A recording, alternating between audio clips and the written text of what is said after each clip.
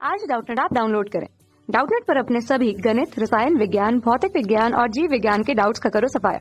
बस प्रश्न की फोटो खींचो, एक ही प्रश्न को क्रॉप करो और तुरंत वीडियो सोल्यूशन पाओ।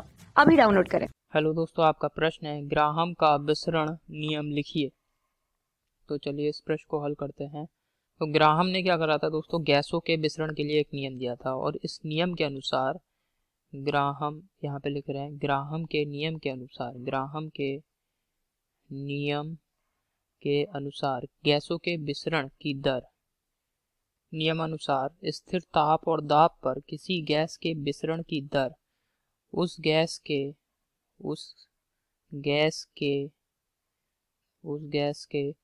अणुभार के या घनत्व के उस गैस के अणुभार या उसके घनत्व के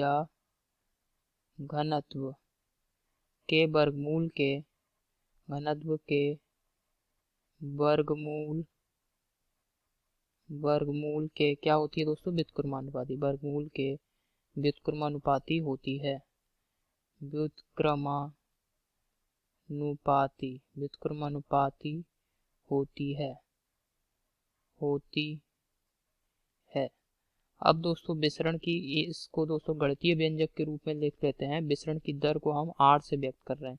ये व्युत्क्रमानुपाती होगी किसी भी गैस के अणुभार के वर्गमूल, अणुभार को हम कैपिटल M से व्यक्त कर रहे हैं, अणुभार के वर्गमूल के व्युत्क्रमानुपाती होगी। या फिर दोस्तों हमने बताया कि उस गैस के घनत्व के वर्गमूल के व्युत्क्रमानुपाती भी हो सकती है। तो घनत्व को हम D से व्यक्त कर रहे हैं, तो घनत्व के वर्गमूल के व्युत्क्रमानुपाती, ठीक है, घनत्व के वर्गमूल के व्युत्क्रमानुपाती। तो यहाँ पे दोस्तों अगर अणुभार अगर अधिक है तो गैस के विसरण की दर क्या हो जाएगी, कम हो जाएगी, और अगर अणुभार कम है तो गैस के विसरण की दर अधिक हो जाएगी। इसी प्रकार दोस्तों घनत्व में भी व्युत्क्रमानुपाती संबंध है। अगर घनत्व अधिक है तो विसरण की दर कम हो जाएगी, और अगर घनत्व का मान कम है तो विसरण की दर अधिक हो जाएगी। ठीक है, अब विसरण होता क्या है इसको समझ लेते हैं। विसरण क्या है दोस्तों, विसरण जो है, जैसे हमारी दो गैसें हैं, दोनों गैसों के अणुओं की प्रकृति भिन्न भिन्न होगी।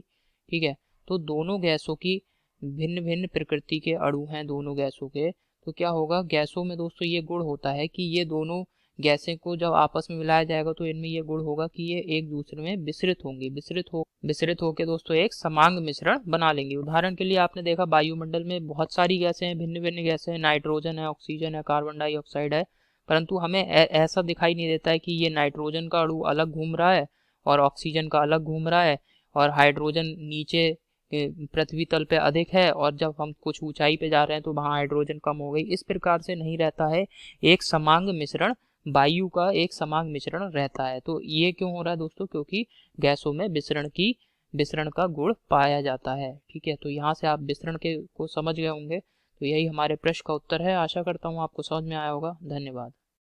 कक्षा 6 से 12वीं से लेकर नीट, IIT, JEE वो एडवांस के लेवल तक 1 करोड़ से ज्यादा छात्रों का भरोसा। आज ही डाउनलोड करें डाउटनेट ऐप या व्हाट्सएप करें अपने सारे डाउट्स 8400 400 400 पर।